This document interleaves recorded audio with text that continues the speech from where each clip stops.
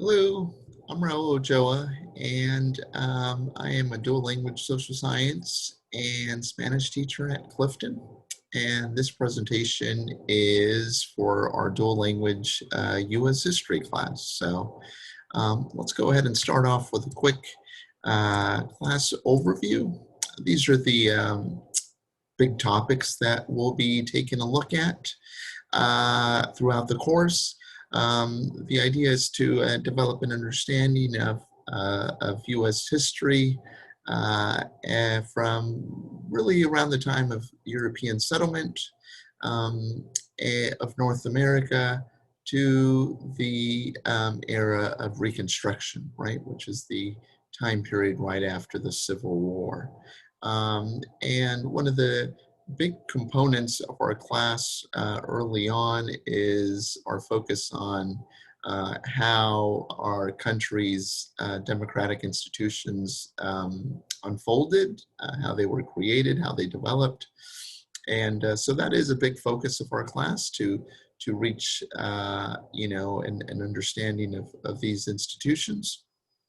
And of course, with time in the 1820s, 1830s, right, we begin to see this emergence of significant cultural and economic and political, social, regional differences. And eventually, there were these differences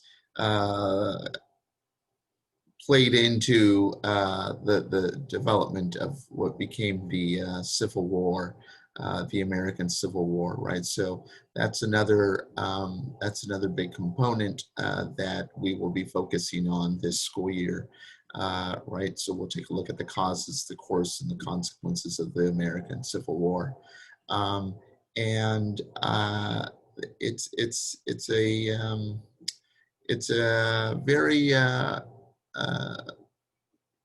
prime time to be studying U.S. history, because so much of what's happening in our day-to-day, we can make so many connections to our early history, and certainly we will be drawing, that will be a big component of our class this year, right? Drawing out that relevancy of why we study U.S. history, and in large part, it's the relevant factor, right? The fact that it's very much relevant to what is going on in the present. So, with regards to our learning activities, I do want to take an approach, kind of like an inquiry-based approach to my class. And I really do want students to be engaging in the work of the discipline, right? In the work of history. And historians, what they do is they ask a lot of questions, right? They ask a lot of questions, and then they set out to answer those questions. And that's precisely what I'll be asking students to do. And they'll be answering these questions based on their reading of the evidence, right? And so we'll be working with primary and secondary source texts, and students, of course, will be using these primary and secondary source texts to orally and in writing defend their arguments, right? So that is a main goal of the class, and something that we will be frequently doing in class. Of course, there'll be times when I lead class, right? When I'm presenting new material, where I'm leading class with a whole class discussion, and there's a whole lot of other ways that I'll be doing that throughout the school year. But most of the time, students will be in peer and small group settings, right? And these are collaborative settings where students help each other out and work with each other And research shows that students learn absolutely best when working with each other, right? So this is with that in mind. And of course, there'll be plenty of opportunities for students to practice the skills that they've learned in class and to apply the knowledge that they've learned in class in some independent work. Grades are composed in the following manner. Students will be working on DBQs. They will most certainly be working on some projects, class projects, and tests and quizzes on lessons, vocabulary, chapters, units, and of course participation and classwork and homework are also very important. So this is a breakdown in terms of how grades will be determined. I do have a late and makeup work policy. It's the student's responsibility. It's the student's responsibility to reach out and find out what the student missed when the student was absent.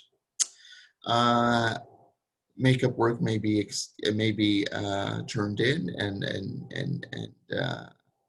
for excused absences without a penalty. Late work, when there is no absence involved, will receive 10% less for each day that it is late. I think this is fair for the students that turned it in on time, and it also builds in a bit of an accountability piece to ensure that students are turning in their assignments on a timely basis. I will not accept late work if it is more than 5 days, if it is more than 5 days late from the date that it was originally assigned, right? Because this, as I've shared in the past, it becomes a bit of a headache on my end, trying to track down the grade book, trying to track down assignments, trying to grade assignments that were, scheduled to be turned in a week, 2-3 weeks before, right? So it just makes it very difficult. And it is the student's responsibility to reschedule quizzes, tests, and presentations. Some expectations that we have in class. In class and at Clifton, we always reach for excellence, right? And this, of course, is an acronym for, our core beliefs at Clifton, which are respect, empathy, accountability, compassion, and hope, right? Communication among students and between students and teacher will be in Spanish, right? This will be in Spanish. And this is something that I have been working on with students last year.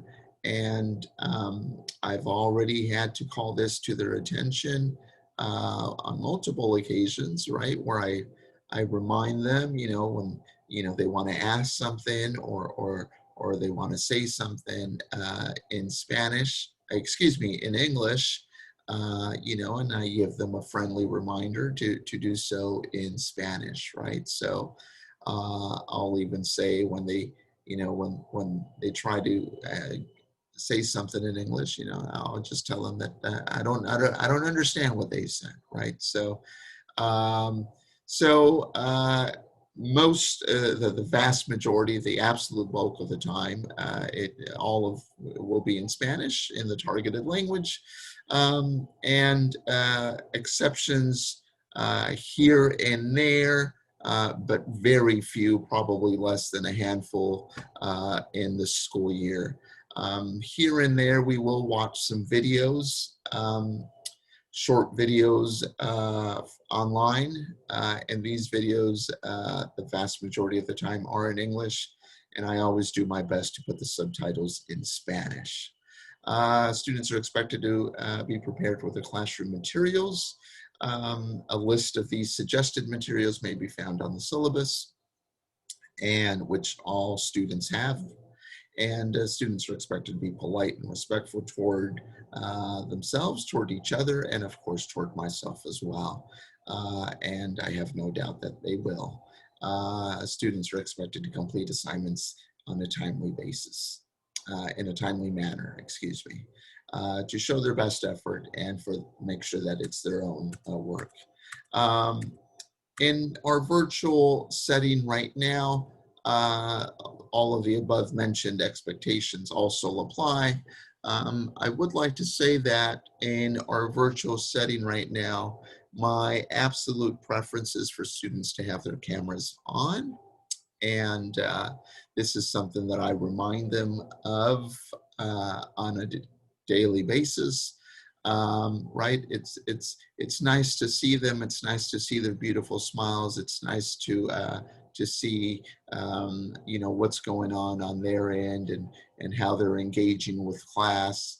And in our class, I would say a majority of students have had their cameras on a pretty consistent basis, but there have been a good 30, 35, 40% of students that on a regular basis have not had their cameras on, right? So it is my preference for this to be on, for the cameras to be on, especially when they're working in pair and small group activities, right? When they're working with a partner, when they're working in a group of 3 or 4, right? I think it's very important for them to actually be able to see each other as they work with each other, right? So if you can have that conversation with your child, I surely will appreciate that.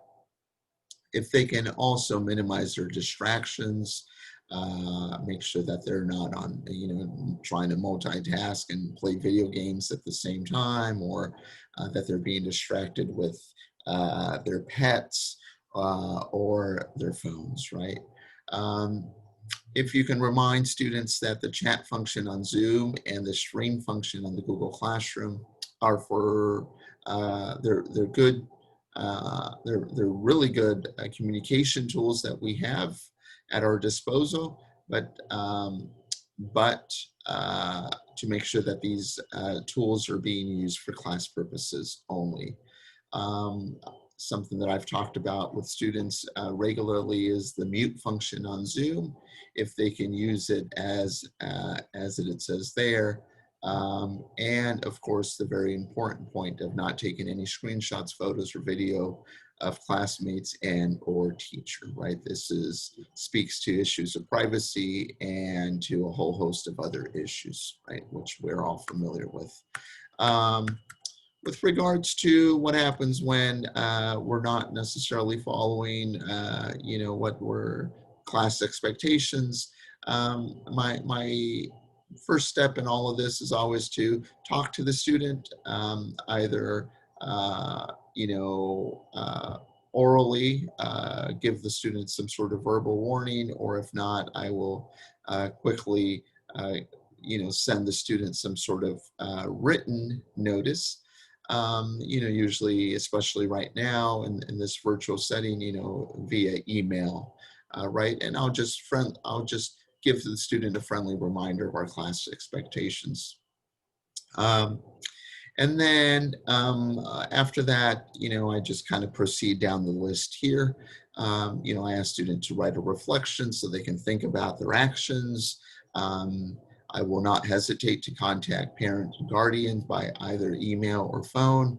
And I think that this is an awesome way to deal with certain situations at times, right? And in my experience, parents have always been absolutely awesome in terms of providing the help at home, and talking to the child and trying to and helping to get to the bottom of what's going on, right? So thank you for all of the help that you all provide at home with regards to this component as well, and to the support, just in general, to the support that you've been providing your child, especially in this virtual setting in which we've been in right now, right? So thank you, really do appreciate that.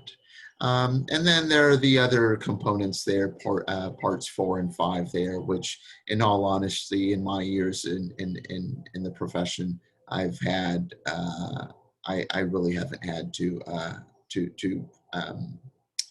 seek out those options, right? It's usually my default 1, 2, and 3 there, the first 3 points. And those are usually, most of the time, very effective. So um, best way to contact me is via email. You see my email address here. And of course, I'd always more than happy to arrange to have a phone meet, right? And we're a team, we're all a part of this team. We all have the student's best interest in mind. And the student is a part of the team, and you as a parent and guardian, parent for guardian, are part of the team. And certainly I make a part of that team as well. And I have no doubt that like last year, we will have a successful school year. And I look forward to continuing to work with you all. And please do not hesitate to contact me. And in the meantime, be well, stay safe, and we'll talk soon enough. Okay, take care now.